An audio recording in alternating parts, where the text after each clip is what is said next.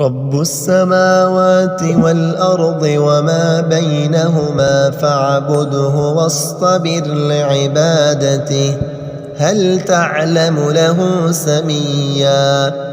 ويقول الإنسان أإذا ما مت لسوف أخرج حيا أولا يذكر الإنسان أنا خلقناه من قبل ولم يك شيئا فوربك لنحشرنهم والشياطين ثم لنحضرنهم حول جهنم جثيا ثم لننزعن من كل شيعة أيهم أشد على الرحمن عتيا ثم لنحن أعلم بالذين هم أولى بها صليا وإن منكم إلا واردها كان على ربك حتما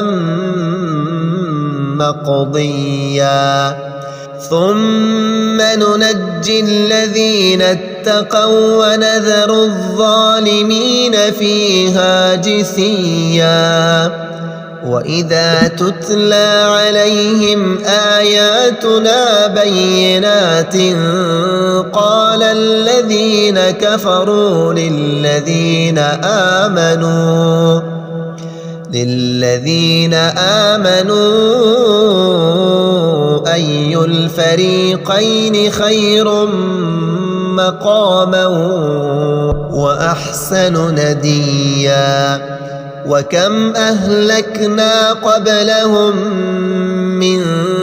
قرن هم أحسن أثاثا ورئيا قل من كان في الضلالة فليمدد له الرحمن مدا حتى